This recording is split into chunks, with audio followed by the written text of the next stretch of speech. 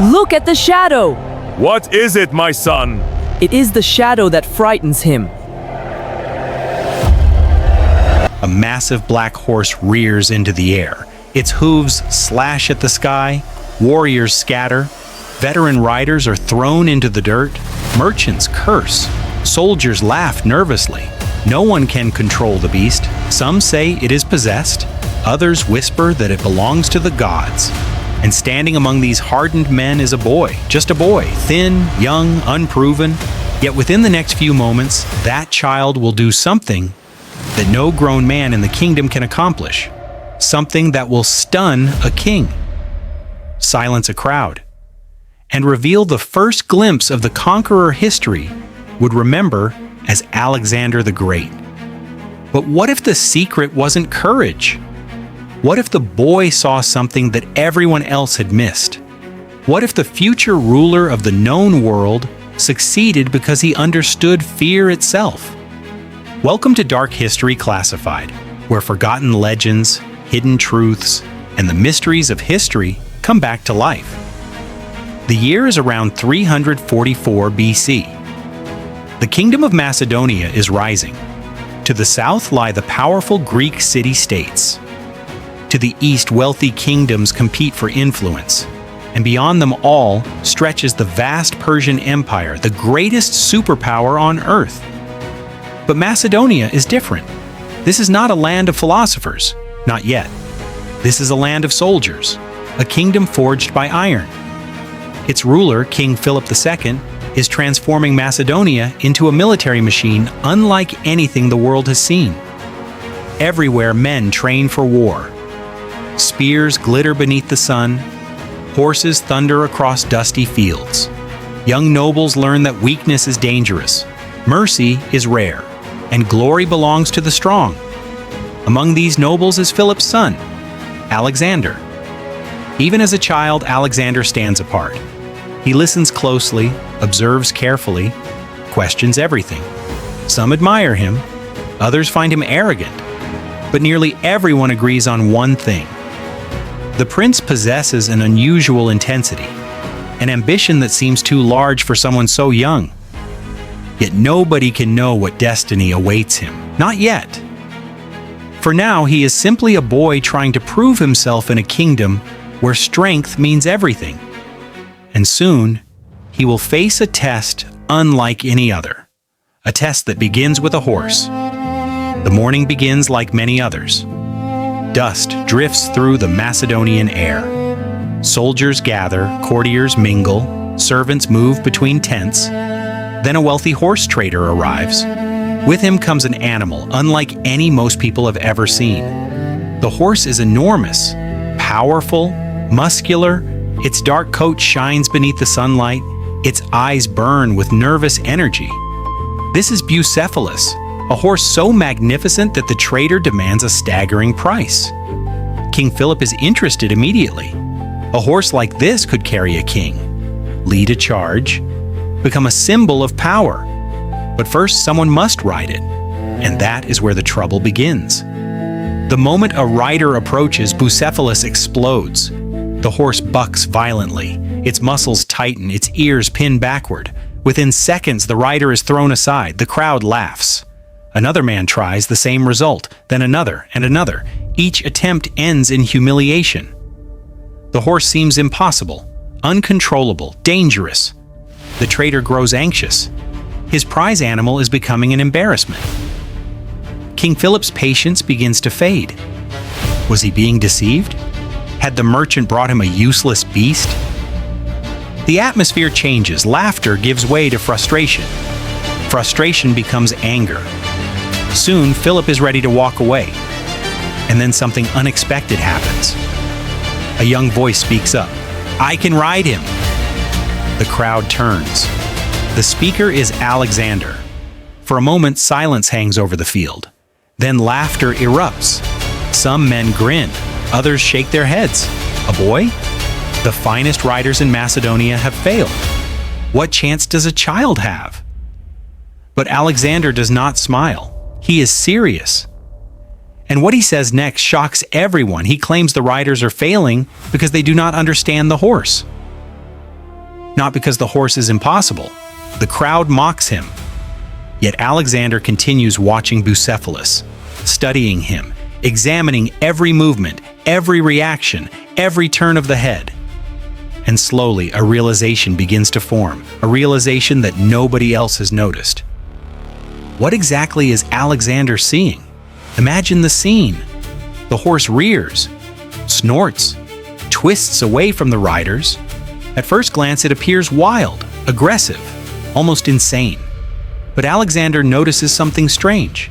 Every time Bucephalus turns, he reacts to the same thing. The sunlight, the ground, the shadow. The horse keeps staring at his own shadow. And every time the dark shape moves beside him, panic follows. Could it be that simple? Could the terrifying beast actually be afraid?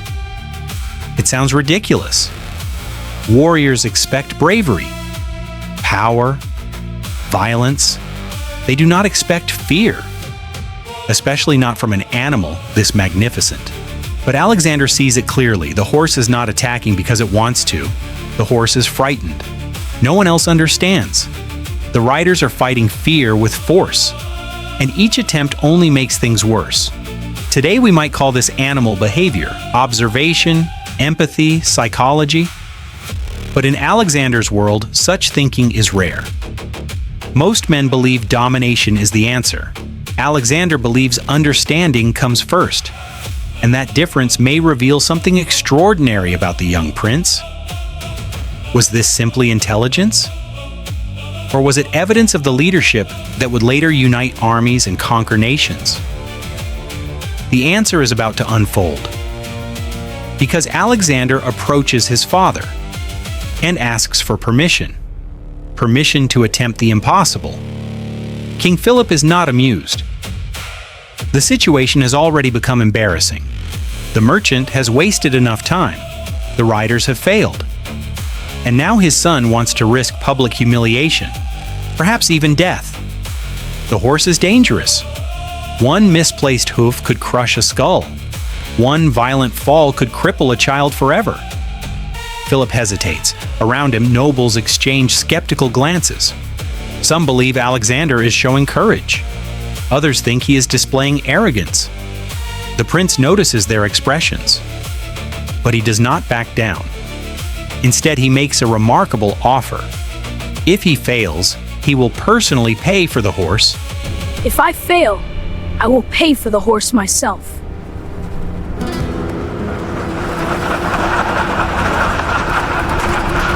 Studies his son.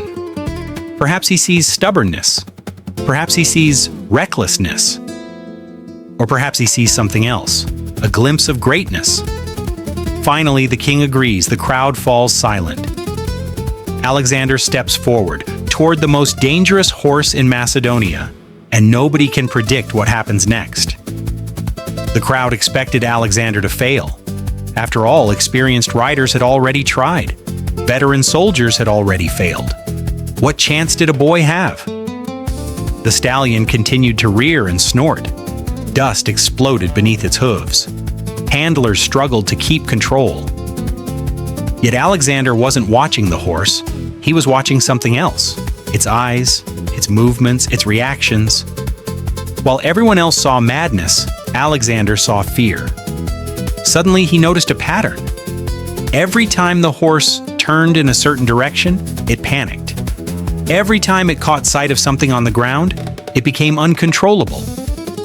Alexander stared carefully. Then he saw it, the shadow. The horse wasn't afraid of people. It wasn't angry. It wasn't wild. It was terrified of its own shadow. The dark shape moved beneath it as the sun shifted overhead. Each time it appeared, the stallion believed something was chasing it. The crowd had completely misunderstood the animal, and now Alexander understood something nobody else did. The horse wasn't the problem, fear was. But could a boy really succeed where seasoned warriors had failed?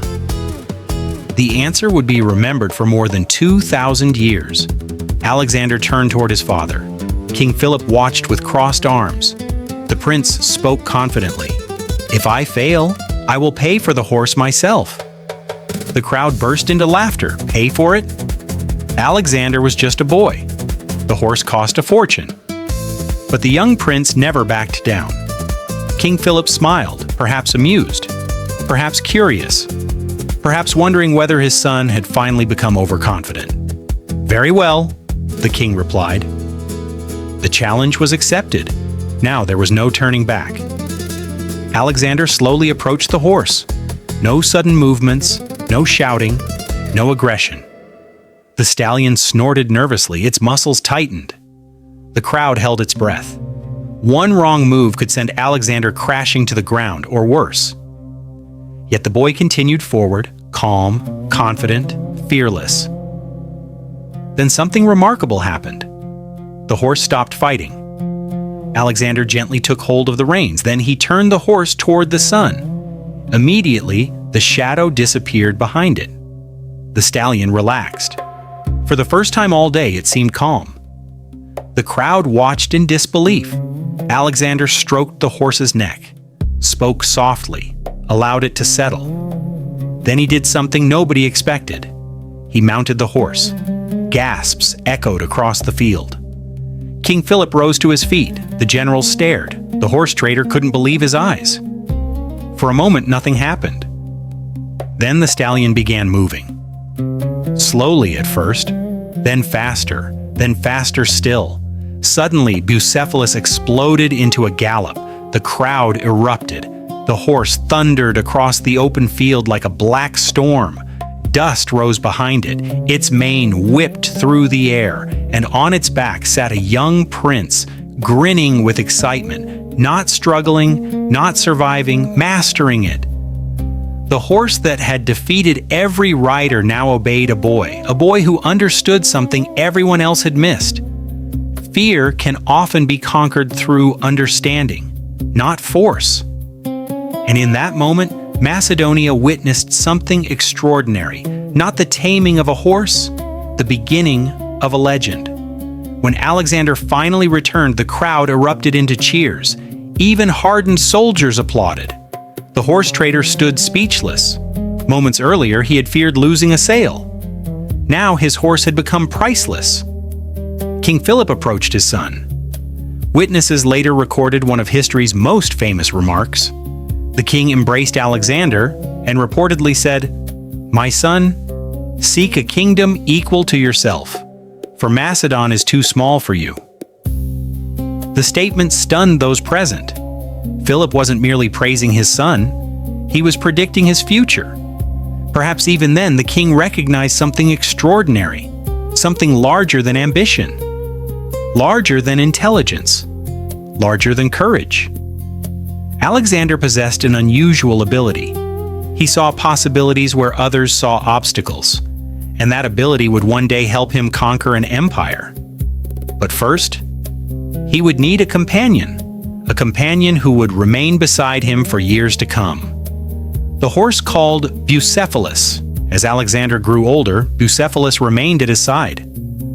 The bond between them became famous throughout Macedonia. The horse was no ordinary mount. It was a partner, a friend, a symbol. Together they trained. Together they traveled. Together they prepared for a future neither could yet imagine. Meanwhile, Alexander's education continued. One of his teachers was the famous philosopher Aristotle. From Aristotle, Alexander learned philosophy, science, politics, and literature. But while his mind developed, so did his ambition. Stories of heroes fascinated him, particularly the legendary warrior Achilles. Alexander dreamed of glory, of greatness, of immortality through achievement. And soon, opportunity would arrive. Because the world around him was changing and destiny was calling. In 336 BC, tragedy struck. King Philip II was assassinated. Suddenly, 20-year-old Alexander became king. Enemies immediately sensed weakness. Rebellions erupted. Rival kingdoms prepared for war. Many believed the young ruler would fail. They remembered the boy who rode horses, not a king capable of commanding armies. That assumption proved disastrous. Alexander moved with incredible speed. Revolts were crushed. enemies defeated, all of Greece fell under his authority. Within a short time, the young king stood at the head of one of the most powerful armies in the ancient world. And beside him stood Bucephalus.